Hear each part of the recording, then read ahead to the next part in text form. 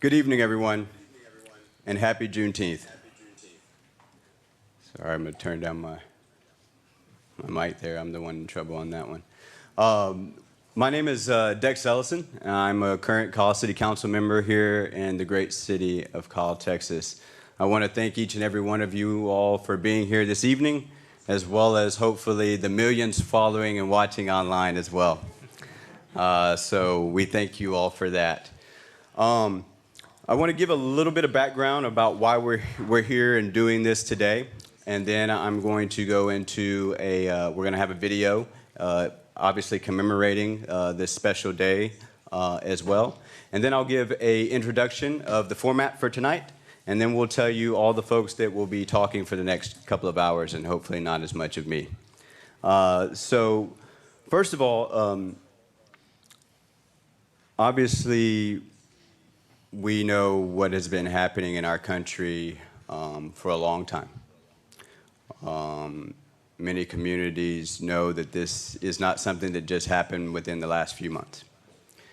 And I think one of the things that I've really felt some healing and some forward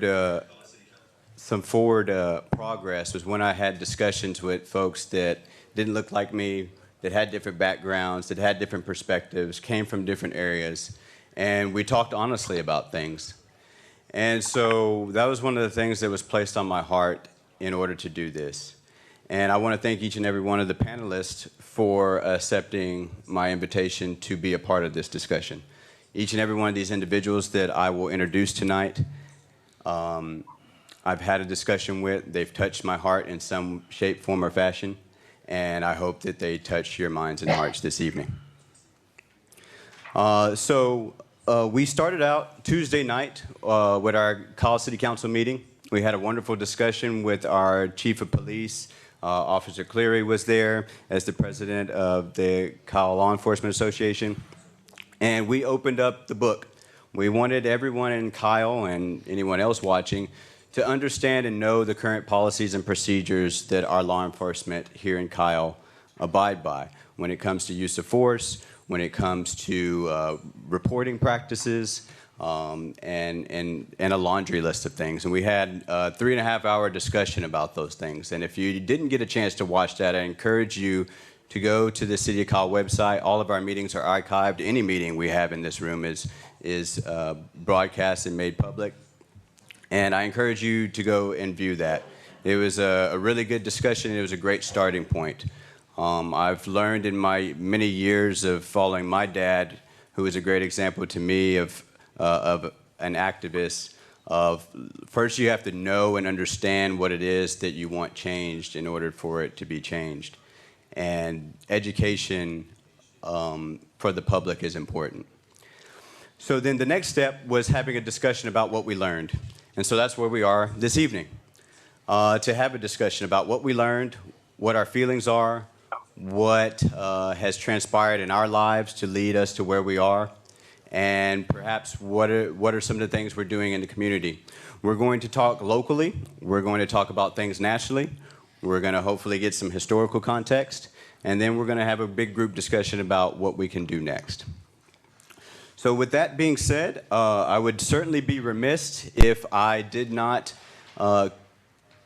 commemorate this great day. And so if Mr. Matt would be so kind as to roll our video with a brief description explaining Juneteenth. Open a U.S. history book, and chances are its author will quickly point out January 1st, 1863. The date President Abraham Lincoln, with one proclamation, orders and declares that all persons held as slaves shall be free.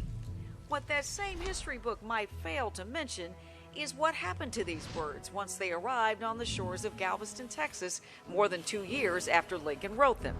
In the 1860s, word didn't travel like it did now, and in 1865, months after General Robert E. Lee's surrender, word of the end of the Civil War had yet to hit the southern state and its 250,000 slaves.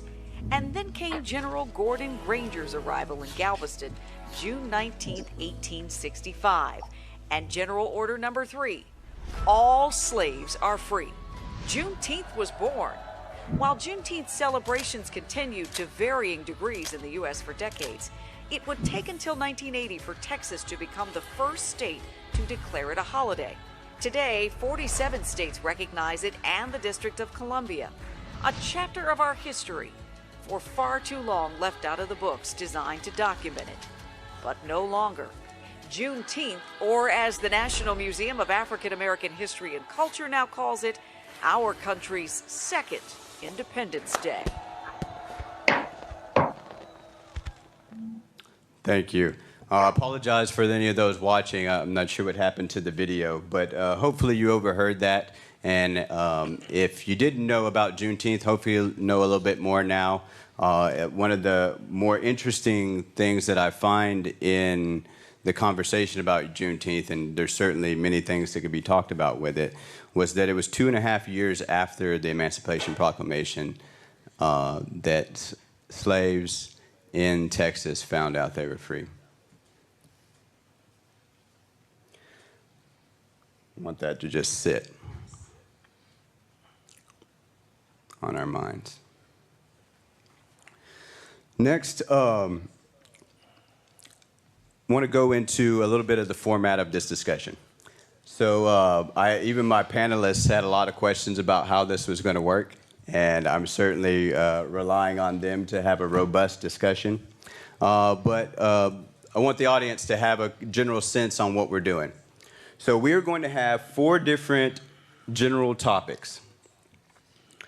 Awareness. Second one is let us look at the big picture. The third topic is historical connections. And then the final topic is what's next. So for each topic, we're going to have a group of lead panelists.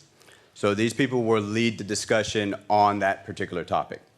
Every person on the panel could have an opportunity to talk during that discussion, but we're going to have the lead panelists start the discussion. Obviously, there's quite a large panel, so that was one of the ways that we could help everyone have a chance to talk.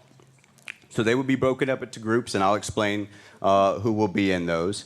And then we'll have some general questions and comments to start the discussion, and I'm going to let the panel take it over.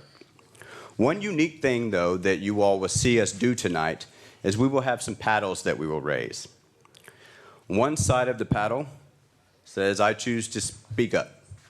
So with every topic of conversation, every panelist will raise their paddle on if they want to speak up on that topic, or on the other side, if they choose to listen. And it could be a really powerful way of saying something without ever saying something. And so I'm going to ask that our panel all participate in that. When we come up to each discussion item, you will hold that up. I will take note of who will be green, which is the I will speak, and I will do my best to get you into the conversation. Sound good to everyone? Sound clear to the audience? Fantastic. I think we're ready to rock and roll.